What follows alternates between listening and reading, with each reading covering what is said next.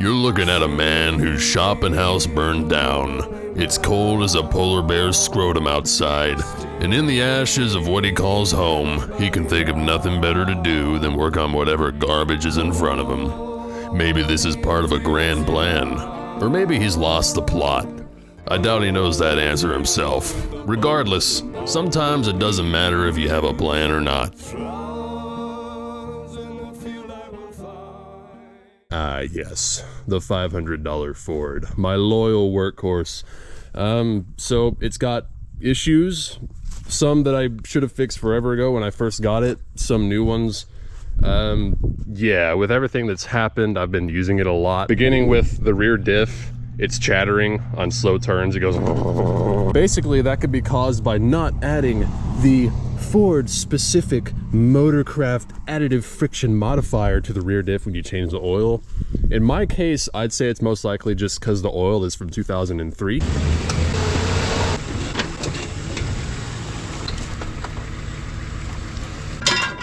Got some new date.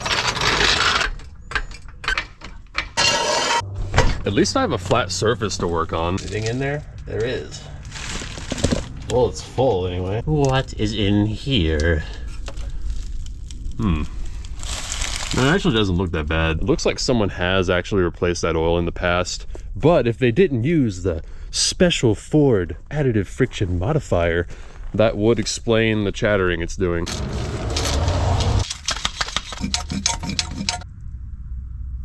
Ooh, it's green now. Inject the Mountain Dew. Inject the Mountain Dew. Okay, so that's thing number one done. Thing number two is on really cold mornings, when I start this thing up, it has a bad lifter tick, and every time I point a camera at it, it doesn't do it. It only does it sometimes, so it's basically, I think, a lifter with a bunch of gunk in it. I know that this engine's full of sludge from when I had the pan out, and I used the cheapest, cheap oil you can buy, and considering it's still mostly clear after 7 months, it's not doing a very good job of cleaning. I put some seafoam in it a while ago, like a couple weeks ago, and it's made it do it less frequently, so yeah, it needs to be cleaned out with some better oil. Got the Pennzoil and full synthetic, so hopefully that will fix that problem. This oil filter is kind of hard to get at, but would Ford do such a thing? No, I'm the problem. Pretty pink. Technically the spec is 5W20, but I'm putting in 5W30 because apparently Ford changed it to 5W20 to improve fuel mileage. And yeah, we don't care as much about that. I'd rather have the thicker oil. Okay, so sometimes after changing your oil, if you hold the gas pedal all the way down and crank it, it'll crank but not start and let it build some oil pressure. I don't know if that works on these or not. It does. There it went. Damn. Nearly ran the battery dead, but anyway. Okay, so the rear end would always chatter really bad right here. And seems, no, it's still doing it. Oh well, I guess the rear diff needs to be rebuilt. Hey, wait a minute. These are red, they're supposed to be orange. I don't want red, I want orange. This is the worst thing that's happened to me this year. So this thing's had a bad pull to the right since I got it. The alignment's all out of whack. And you might be thinking, oh, I was gonna take it to the alignment shop. No, that's for chumps. We have everything we need for alignment right here. A flat surface, some string, pizza pans, grease, jack stands, and a ruler.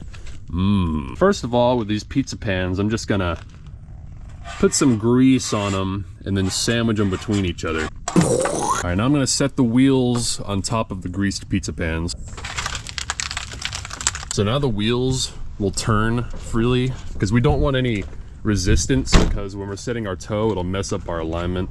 Especially on something heavy like this, it matters more. I will now set the jack stands to the height of the center of the wheel. I will now wrap the string around the jack stands and pull it tight. So now I'm just gonna make the string equal distances from each hubcap, and keeping in mind that the rear wheels are about 0.4 inches closer together than the front wheels. So I'll just add 0.4 inches to the rear measurement so our string is perfectly square. Bird moment. So now that our string is square, I will center the wheel. Now I'll measure from some random parts on the wheel. I'll just do it from the middle of the sidewall. Okay, the toe on that one's actually not bad. 2 1/4, 2 1/2. Okay, this one's way off. Now I'll just get under there and adjust and measure and adjust and measure and adjust and measure and adjust and measure and adjust and measure until eventually it's good. All right, so there that is. So I set a tiny little bit of toe out in the front. Another benefit to doing your alignments like this is you don't have to put up with alignment shop shit. Say I tell them, hey, I want toe out in the front. They're gonna be like, no, you don't want toe out in the front, boy. You want toe in. It's gonna be unstable. So this transfer case just uses regular ATF, right? No, this is a Ford. It uses Ford Motorcraft Mercon LV. Not Dextron 6, Mercon LV. I've never heard of this before in my life, but that's what it takes, so that's what it's getting. Ratchet sucks.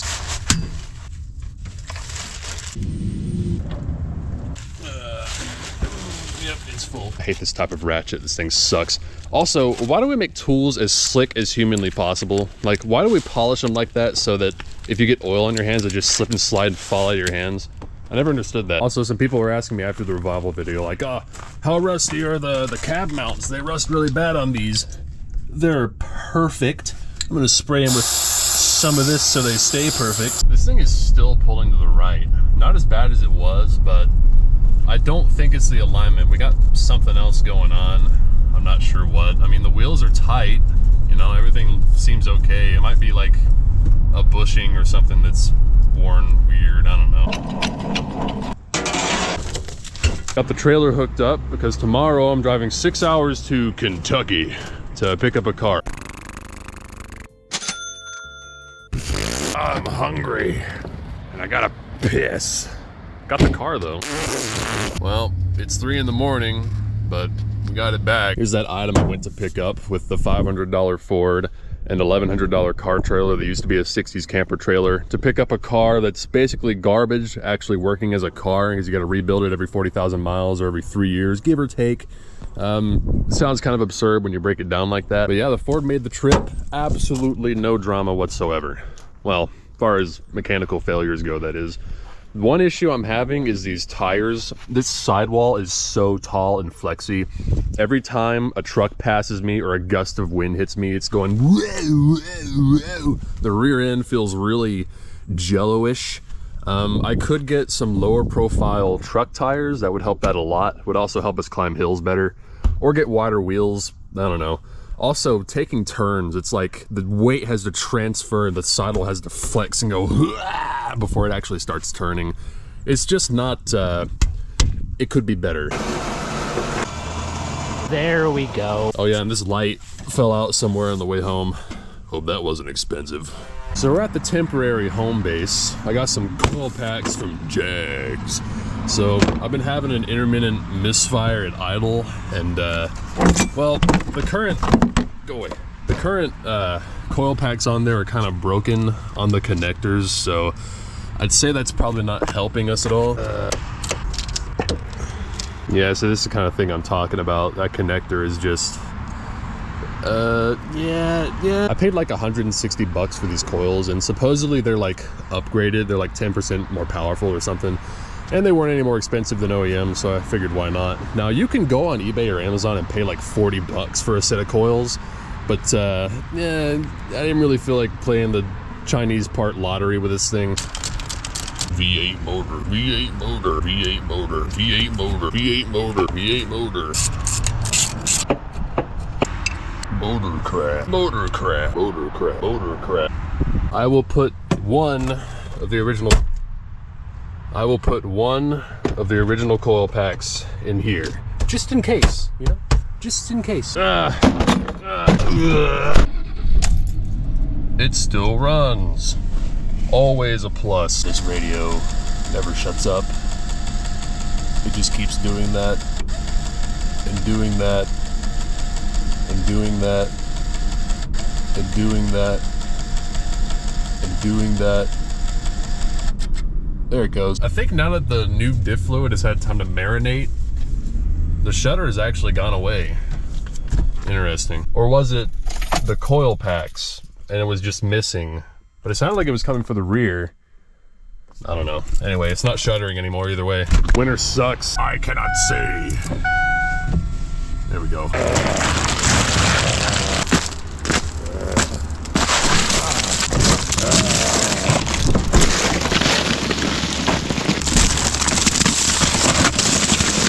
Yeah, I've never seen it that thick before. I came back here to get some work done, but the whole place is ice. After the fire and everything, it's kind of weird seeing the RX-7 here, because it's like one of those weird dreams where my car has been replaced by something else. It's like, didn't I have an E30? Was it always an RX-7? No, I definitely had an E30. I walk around the corner and I expect to see the E30, but it's an RX-7 and it's like mind freak. You ever have one of those dreams where your car is different? Well, I'm living it. So this radio that never shuts up, I tried hitting it, that didn't work, but I just remembered something. The RX-7 came with a radio. Yeah, maybe this will work. So that ticking on cold starts problem is completely gone. It hasn't done it in a really long time, so that was completely the cheap oil's fault, or it's because we switched to 530 from 520. I don't know. Either way, it's fixed. The EGR valve is not working because this thing's broken and it needs lines and stuff, and normally I wouldn't care if the EGR valve is not working or not because it doesn't really do anything useful, but the check engine light is on and it's the only reason it's on, so I figured I might as well fix it.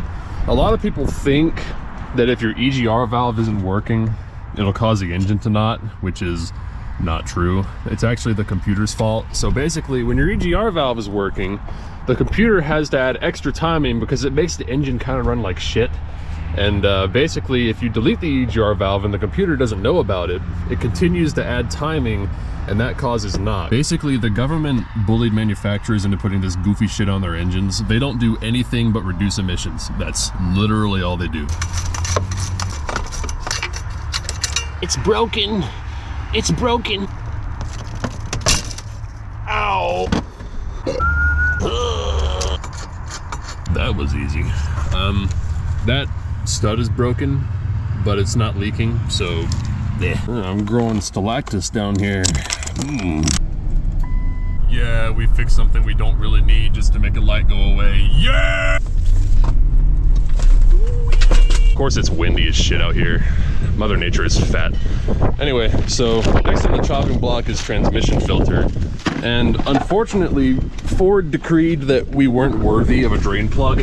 So basically, you gotta remove the entire pan to get the fluid out and get it everywhere. This is gonna go everywhere. Wow, look at that. It's going everywhere. Just like I knew it would. Oh, man. If we can get like 10% of it in the pan, I'll be happy. Oh boy. If I could get 0% of it on me. It's a mess! Oh. I'm gonna try not to get any dirt in here, because I don't think it's good for it. So looking in this pan, I don't see anything alarming. Obviously there's metal on the magnet, but that's normal, so at least our transmission's in good shape. New filter in, pan and magnet clean, new gasket, go back. Ow. Fluid on the ground is a problem because I don't want to lay in it. Harshing my mellow. Mercon 5. What the hell is the difference between Mercon and Dextron? Why are they different? Why can't transmission fluid just be transmission fluid? Okay, reverse. Oh, yep, drive. Yeah. My exhaust hanger removal tool survived. It's one of my favorite tools. Even the spring works. It still drives. This is why no one likes to do maintenance to their vehicles, because, you know, I changed the filter, yeah, and it's better, but at the same time, it's not better, because it drives the same as it did before. Like, when you don't maintain your shit, it drives the same until it doesn't when you break something. I'm usually pretty by the book when it comes to maintenance, but sometimes the manufacturer is just straight up wrong. Like saying, oh, you never have to replace your transmission fluid. It's good for the life of the transmission, or use 5W20 instead of 5W30. No. Onto the front differential oil. Again, Ford said that we didn't deserve a drain plug, so you want to change the oil? Take the cover off, nerd. I wonder how stuck this thing's gonna be.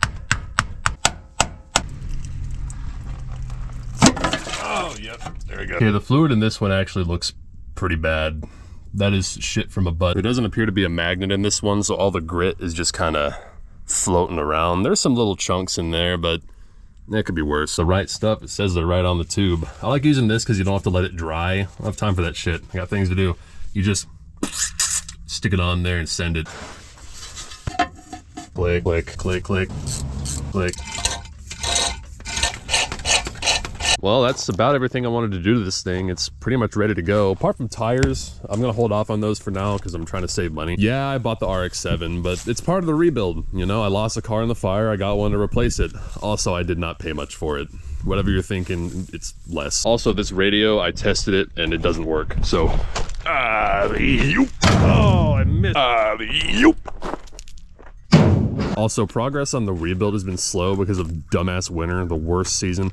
And basically, the new house has to be carted over the plot where the shop goes. So basically, I can't start on the shop until the house is here. And that's kind of out of my control, which sucks because I hate waiting around.